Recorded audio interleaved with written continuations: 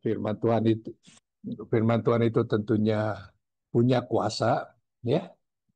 Sehingga sebelum saya membawakan atau memilih ayat yang saya akan share, saya selalu berdoa supaya apa yang saya katakan itu tidak asal bunyi dari mulut saya. Karena saya sudah sekian puluh tahun, jujur saya harus mengatakan, bilang percaya Yesus, tapi barangkali hanya di permukaan, atau barangkali Kristen yang dangkal. Sering kita dengar Kristen kanak-kanak dan lain sebagainya. Tapi dengan berjalannya waktu, semakin rajin baca dan dengar Alkitab, makin banyak sekali rema-rema yang memberkati saya begitu. Yang dulu saya nggak mengerti, makin lama saya makin mengerti. Dan saya melihat ayat-ayat Alkitab itu tentu ada yang mudah kita cerna dan ada yang nggak mudah kita cerna, ya. Tetapi semuanya pasti untuk tujuan yang baik. Nah, hari ini saya bicara tentang keselamatan bagi semua, ya. Dan ini tentunya sangat bermanfaat bagi siapapun kita bertemu, baik seiman, apalagi yang belum seiman, begitu. Ya, saya dulu-dulu takut untuk bicara seperti ini, tetapi lama-lama saya bilang, loh, kan yang bicara firman Tuhan, bukan saya. Jadi kalau orang mau marah, saya selalu bilang, ya marah kepada firman Tuhan, jangan marah kepada saya. Karena saya kan cuma menyampaikan. Artinya apa? Siapapun yang membaca hanya pasti punya pengertian yang sama harusnya. Kalaupun berbeda, ya nggak apa-apa juga, gitu. Tetapi kata-kata itu pasti bermakna. Nggak ada satu ayat firman Tuhan pun yang tidak punya makna. Saya ulang, tidak ada satu firman Tuhan pun yang tidak punya makna. Nah, soal di mana kita mengertinya memang perlu waktu dan tidak mudah. Refleksinya ya saya sendiri. Ya, dulu ya istilahnya Kristen-Kristenan lah.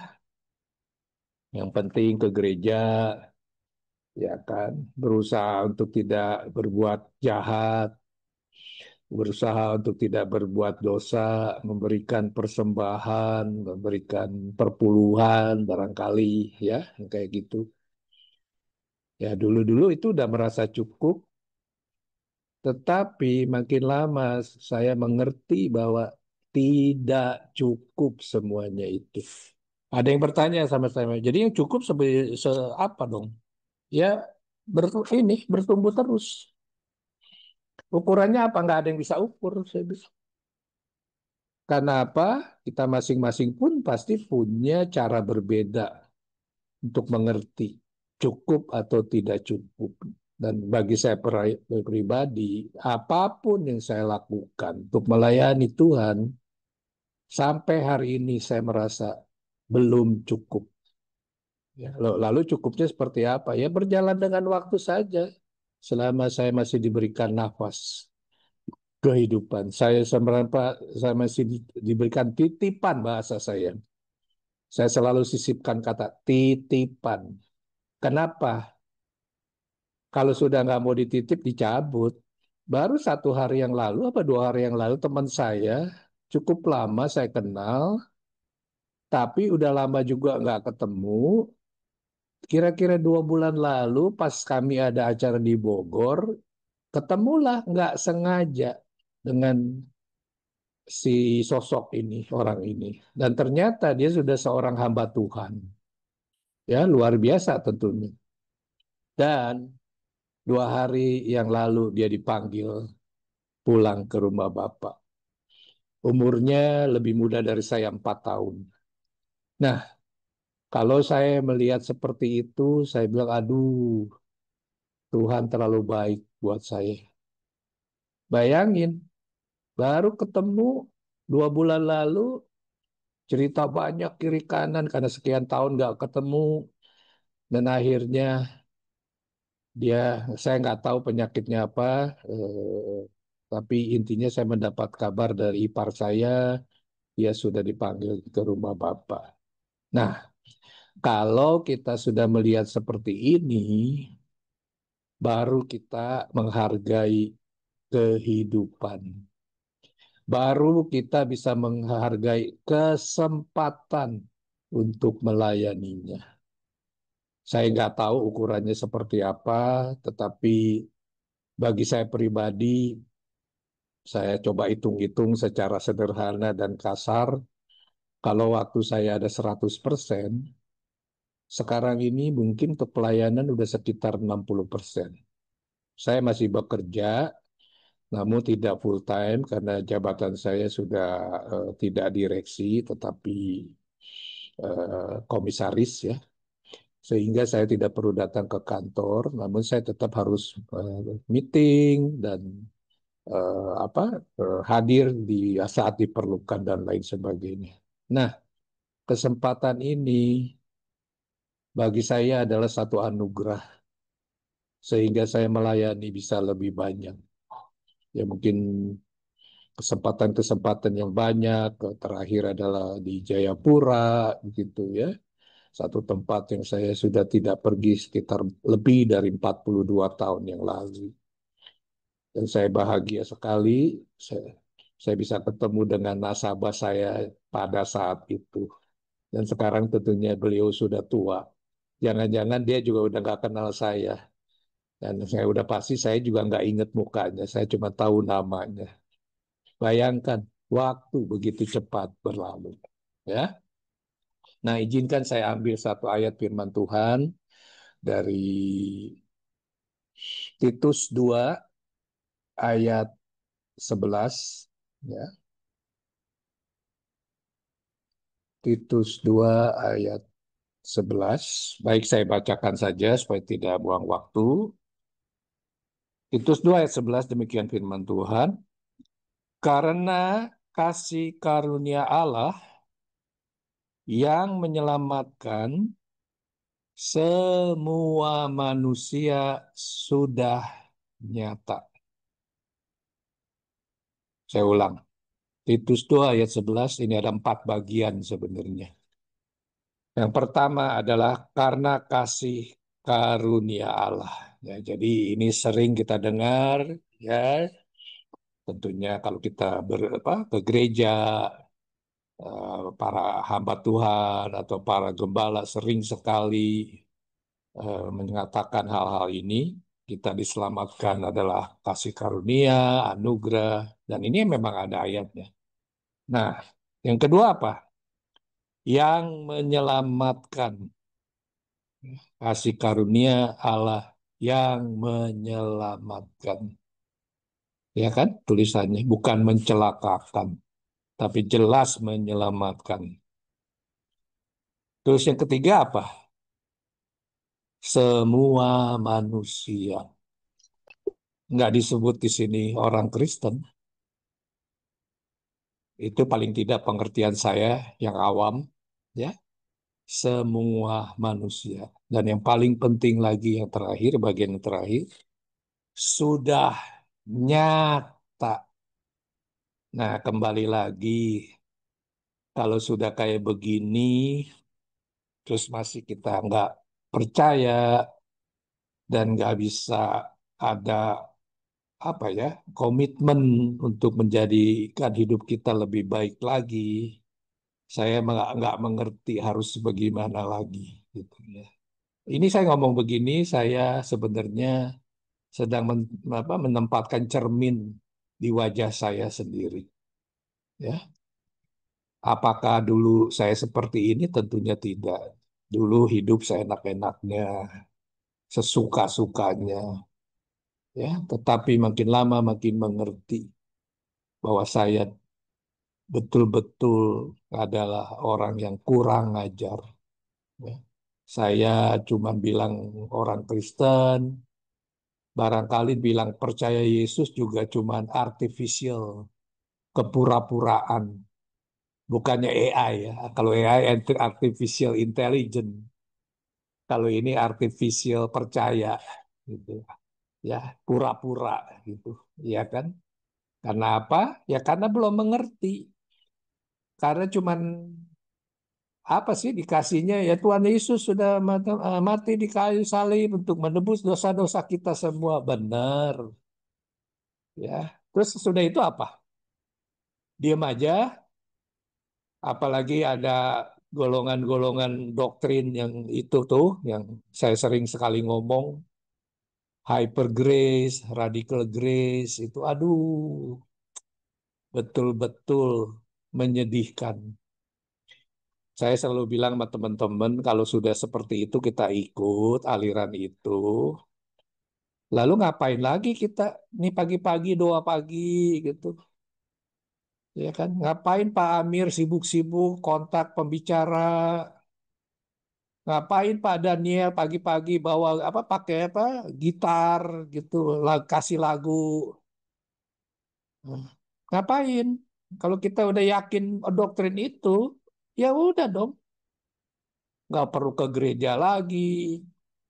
Ya kan? Oh, nggak begitulah Pak Denis maksudnya. Ya kalau saya sih begitu maksudnya. Kalau saya udah begitu, udah doktrin itu saya percaya, saya nggak mau ngapa-ngapain lagi. Nanti saya paling klaim, loh dulu bilangnya begitu. Namun kenapa saya nggak mau ikutin ajaran itu? Karena saya yakin satu hal, saya ceritakan. Kalau yang kemarin sama hari ini katanya dosa kita sudah selesai, saya percaya 1000%. Tapi kalau yang dosa masa depan dianggap sudah selesai, saya tidak percaya sama sekali. Oh, katanya, kan Tuhan tahu apa-apa yang akan kita lakukan di masa depan. Betul, saya bilang. Tuhan tahu segalanya. Tetapi kan belum dilakukan. Bagaimana yang belum dilakukan, terus tiba-tiba udah selesai, saya bilang.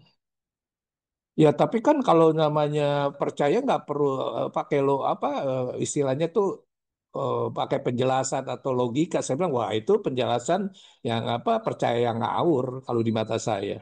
Tapi begini saya bilang, saya tidak mau berpolemik, saya nggak menganggap saya benar, yang sudah pasti saya nggak menganggap ajaran itu benar.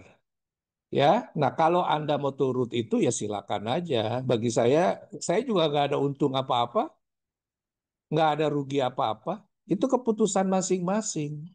Nah, minta maaf saya ngomong agak ketus ya bahasa saya ini ya. Tapi saya sudah melihat korbannya begitu banyak ya. Ya saya kembali lagi tadi saya ulang, kalau saya ikut aliran itu saya udah nggak mau lagi pusing-pusing ya.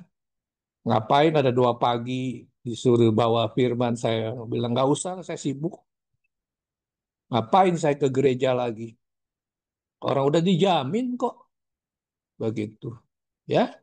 Nah ini banyak sekali minta maaf mengatakan ini kita sudah dengar ya saya nggak mau cerita lebih dalam karena seolah-olah nanti menjelekkan siapapun itu bukan tugas saya ya dan saya tidak mau menyakiti ya tapi banyak sekali hal-hal yang aduh saya orang berdosa aja saya sedih apalagi Bapak kita di surga saya cuma membayangkannya itu saya yang tidak ada apa-apanya saya sedih. Saya menangis ya, untuk melihat ini semua. Apalagi Bapak kita yang di surga. Ah, so tahu lu Den, kan gitu kan. Siapa tahu seperti itu, memangnya seperti itu yakin lu? Saya bilang ya kalau gua yakin kan urusan gua. Kalau lu nggak yakin itu urusan lu dong. Saya bilang jangan jangan karena lu nggak yakin, lu paksa gua selalu yakin. Begitu dan sebaliknya.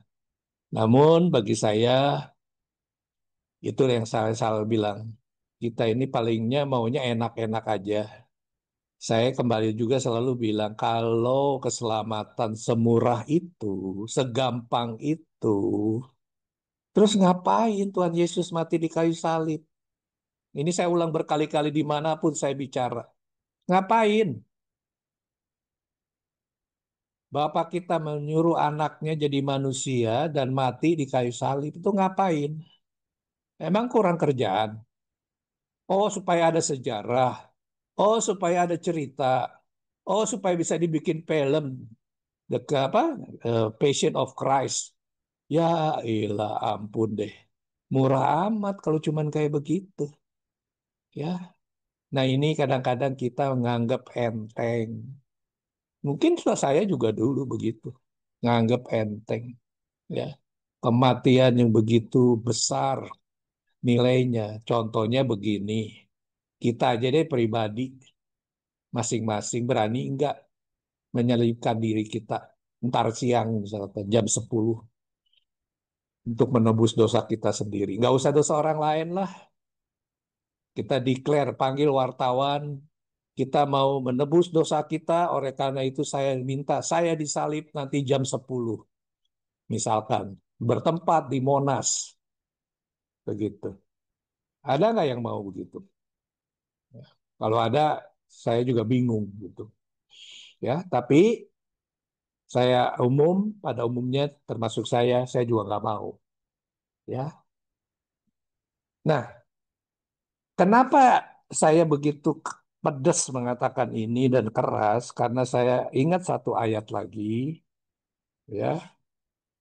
Tuh, teman saya bilang, dianggap gila katanya kalau kita apa disalib diri sendiri itu dianggap gila. Benar, Abang, itu benar sekali ya. Udah sarap katanya kita, ya. Nah, ini ada ayat satu lagi yang ini paling serem sebenarnya, ya. Di Wahyu 20 ayat yang ke-15. Bambang, kau bisa bacakan atau bisa atau enggak? Bambang, kau bisa bacakan enggak? Oke, enggak ya? Enggak bisa ya? Oke, saya yang bacakan. Ayat, Bisa baca enggak kau? ayat berapa Om? Wahyu 20 ayat Itu 15. ya, tolongnya Wahyu 20 ayat 15. 15. Bisa Om, bisa. Bisa Om. Silakan. Wahyu 20 ayat 15 demikian firman Tuhan. Dan setiap orang yang tidak ditemukan namanya tertulis di dalam kitab kehidupan itu, ia dilemparkan ke dalam lautan api itu. Ya, Terima baik. kasih. Makasih. Ya, makasih Bambang. Ya. Nah, ini ayat yang bagi saya merubah segala-galanya. Ya. Karena apa? Ayat-ayat ini paling jarang kita dengar di gereja. Ya, dimanapun. Apalagi yang beraliran-aliran.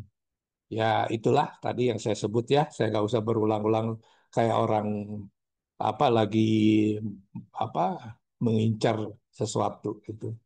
Ya, saya ulang ayat ini ya. Wahyu 20 ayat 15. Dan setiap orang, kalau setiap orang itu kita semua. Kalau kita di sini ada 21 orang termasuk saya, berarti kita termasuk di dalam ayat ini. Terus lanjutnya apa? Yang tidak ditemukan namanya, nama kita semua, tertulis di dalam kitab kehidupan itu. Tertulis itu artinya ada tulisannya, misalkan Pastor Amir Aritonang, Bang Darwan ada di situ, Pak Daniel, Bambang, dan sebagainya, saya misalkan. Nah, kalau nggak ada, nah pertanyaannya ya kemana? Itu jawabannya tadi ada. Ia dilemparkan ke dalam lautan api itu. Kayaknya serem banget ya. Dan saya terlalu yakin ayat ini ada dan harus kita hormati. Kalau di mata saya, karena saya orang awam dan orang sekuler ya, kitab kehidupan itu jumlahnya itu mesti sama dengan seluruh penduduk di muka bumi. Nggak ada satupun yang lolos. Berarti kitab kehidupan ini besarnya 8 miliar sekian. Waduh, kayak apa tuh Pak Denis? Kitab kehidupan dalam 8 miliar. Wah, saya juga nggak bisa ngejelaskan. Tetapi pengertiannya, ya kitab kehidupan itu kan bagi semua orang. Semua, kalau di bumi aja ada akte kelahiran dan tercatat, kecuali minta maaf ya, yang mungkin tinggal di pegunungan, atau di daerah-daerah sangat terpencil di seluruh dunia masih ada orang apa daerah-daerah yang sangat terpencil ya dan mungkin tidak ada catatannya bisa-bisa saja. Tapi pengertiannya adalah pasti ada catatannya di atas sana. Nah, kalau ditanya buktinya mana, jangan tanya saya. Ya. Tugas saya bukan untuk membuktikan yang begini-begini. Tugas saya adalah memberitakan kabar baik ini. Mau didengar, ya silakan. Kalau enggak pun, enggak masalah. Karena bagi saya, kembali lagi, ini adalah sesuatu yang tertulis dalam firman, bukan yang saya ngomong. Ya. Jadi bagi saya pribadi, inilah yang kita harus penuhi sebagai layaknya orang yang sudah ditebus dengan harga yang mahal. Bukan yang mahal, yang sangat mahal. Ya. Saya suka guyon-guyon ketemu sama teman-teman, baik di dalam negeri atau di luar negeri, gitu ya. Saya suka tanya begini, kira-kira ada nggak ya orang yang paling kaya sedunia, bukan se-Indonesia, bukan se-Australia, tapi sedunia, yang berani bilang berapa sih itu harganya 2 tetes darah Tuhan Yesus yang yang mati di kayu salib. Nggak ada sampai hari ini. Kalaupun ada, entah dia nggak ngerti atau dia sombong gitu. Ya kita nggak usah ladenin kalau orang sombong dan orang nggak ngerti. Ya. Nggak ada gunanya kita ngeladenin orang seperti itu. Hanya buang waktu saja. Tapi kita masing-masing bisa membayangkan harga yang mahal itu seperti apa. Makanya saya pribadi sangat tidak setuju seolah-olah keselamatan itu murah gitu. Keselamatan itu sangat mahal. Kalau dulu-dulu saya mungkin juga seenaknya aja, dianggap ya oke, Tuhan baik, sudah menyelamatkan saya dari dosa dan sebagainya gitu. Ya. Dan kita udah sering dengar kalau yang banyak sekali ajaran-ajaran yang bilang kalau mau percaya mau masuk surga percaya Yesus pasti benar begitu, tapi nggak cukup. Banyak ayat-ayatnya juga yang lain seperti itu. Karena apa? Karena jelas hanya percaya seperti Yesus saja terus minta masuk surga, menurut saya ada yang lucu gitu ya. Karena kita sering lihat ayatnya apa? Di dalam Alkitab Yesus sendiri mengatakan bahwa tidak semua orang yang mengaku percaya kepadanya akan masuk ke dalam kerajaan surga, tetapi hanya mereka yang melakukan kehendak Bapa. Silakan nanti baca sendiri Bapak-bapak mungkin sudah terlalu paham ya untuk ayat-ayat yang sangat sering kita dengar di Matius 7 ayat 21 23 itu. Nah, jadi kalau ada yang bilang mau percaya Yesus saja pasti masuk surga, ya, saya tuh suka bingung karena ayat yang lainnya tidak mengatakan seperti itu. Memang harus percaya dulu baru bisa naik bisa masuk surga. Bagaimana masuk surga kalau kita nggak percaya? Betul, tapi nggak cukup sampai di situ. Nah, ini yang menjadi hal-hal yang menyenangkan hati jemaat ya, tapi nggak menyelamatkan. secara alkitabiah. Aduh, saya kalau ngomong gini jadi nggak enak, tapi tetap saya mesti omong karena bukan saya hebat atau apa, karena saya sudah melihat terlalu banyak di mana-mana ya, bahwa orang tuh sudah menganggap kekristenan itu kayaknya apa ya, apa ya, murah meriah gitu loh, seperti barang obralan gitu. Saya nggak tahu, saya pernah cerita nggak satu gereja besar sekali, saya nggak mau sebut tentunya, belasan ribu katanya jemaatnya. Saya tanya Pak Gembalanya, berapa banyak yang baca Alkitab atau mendengar Alkitab? Nggak bisa menjawab. Kenapa? Karena dia tidak tahu. Atau barangkali nggak mau tahu. Sebab kalau bilang 20%, saya akan tanya balik. Bagaimana Bapak tahunya 20%? Begitu. Ya. Nah, jadi ini terjadi, saya bukan ngomong apa asal-asalan, dan saya berani membuktikan ini kepada siapapun kalau diminta gitu ya. Sedih Pak, Bu, sedih. Saya bukan siapa-siapa tentunya. Saya juga nggak bisa apa-apa. Saya cuma bisa apa sih? Berdoa dan menangis. Saya tidak tahu untuk cara apa lagi. Saya pribadi bukan siapa-siapa tentunya. Nah, Bapak Ibu yang menggembalai ya tentu punya kemampuan lebih dari saya, ya. Sehingga itu yang saya bisa apa share pagi ini, dan kiranya bermanfaat, dan mohon maaf kalau ada yang kata-kata yang terlalu menyakitkan atau pedas atau selain sebagainya. Saya tidak punya maksud itu, tapi memang saya melihat keadaan hari-hari ini sangat apa ya? Ya saya nggak tahu lagi kata-kata yang saya mesti sebutkan. Ya yang saya cuma bisa bilang saya miris dan saya menangis. Karena apa? Karena itu bukan kekristenan.